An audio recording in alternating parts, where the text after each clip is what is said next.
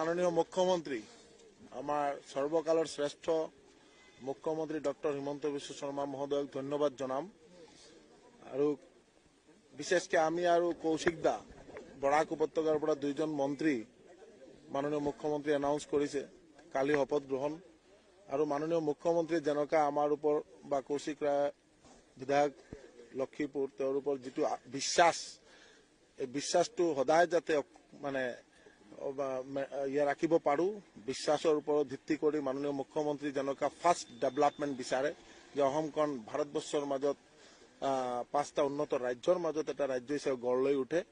এই উদ্দেশ্যে মাননীয় মুখ্যমন্ত্ৰীৰ নেতৃত্বত সদায় আমৰা সচেষ্ট থাকিম আৰ ভালকে কাম যাতে গোটেই অসমৰ ৰাইজৰ কাৰণে কাম কৰিব পাৰো এই উদ্দেশ্যে কাম কৰিম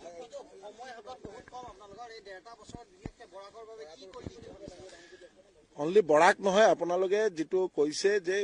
চাওক গোটেই অসমৰ মানে ডেভেলপমেণ্ট চাৰিফালে চলি আছে বিশেষকৈ বৰাক আগত পিছ পৰি আছিলে এতিয়া বৰাকৰ বহুত ডেভেলপমেণ্ট হৈছে আৰু কেইদিন যোৱা 2 দিন আগত মাননীয় মুখ্যমন্ত্ৰী এক্সপ্ৰেছ হাইৱে আৰু এটা এনাউন্স কৰিছে যাতে বৰাকৰ লগত মানে আসাম মিন্স গুৱাহাটী আপাৰ আসাম লোৱাৰ আসাম সবৰ কানেক্টিভিটি ভাল হয় এই উদ্দেশ্যে এইটো মানে এনাউন্স কৰিছে আৰু এই কামটো সোনকালে ষ্টাৰ্ট হ'ব আৰু বিশেষকৈ যে আমাৰ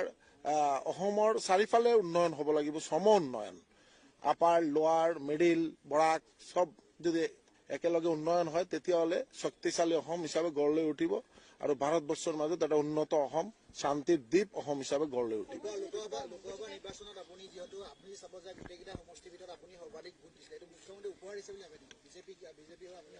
চাওক পাথাৰকান্দি কনষ্টিটুৱেঞ্চি ৰাজ্যক মই ধন্যবাদ জনাওঁ আৰু কৃতজ্ঞতা জনাই আছো আপোনালোকৰ জৰিয়তে আৰু বিশেষকৈ আমাৰ বৰাক উপত্যকাত আপোনালোকে চাব আমাৰ মাননীয় মুখ্যমন্ত্ৰীৰ ওপৰত পূৰ্ণ আস্থা আছে বিশ্বাস আছে যাৰ কাৰণে আপোনালোকে দেখিব যেটো নিৰ্বাচন হৈ আছে সব ভাৰতীয় জনতা পাৰ্টিৰ প্ৰাৰ্থী জয়লাভ হৈ আছে আপোনালোকে দেখিছে যে কৰিমগঞ্জ পাৰ্লামেণ্টাৰী কনষ্টিটুৱেঞ্চি য'ত মানে গোটেই সবৰ এছাছমেণ্ট যেটো বিজেপি হাৰিব তাৰ পিছতো এইটো প্ৰায় 18,000 ভোটত জয়লাভ কৰিছে আপোনাৰ কেইদিনমান আগতে আপোনালোকে দেখিছে ধলাই সমষ্টিত তাৰ পৰাও জয়লাভ কৰিছে তো বৰাকৰ ৰাইজে সদায় মাননীয় মুখ্যমন্ত্ৰী এটা বিশ্বাস কৰে আৰু বৰাকৰ ৰাইজে এতিয়া ডেভেলপমেণ্ট বিচাৰে ডেভেলপমেণ্টৰ ওপৰত ভিত্তি কৰি বৰাকৰ ৰাইজে মানে মাননীয় মুখ্যমন্ত্ৰীৰ ওপৰত পূৰ্ণ আশীৰ্বাদ পূৰ্ণ মানে যেটো সাপোৰ্ট এইটো বৰাকৰ পৰা আহিছে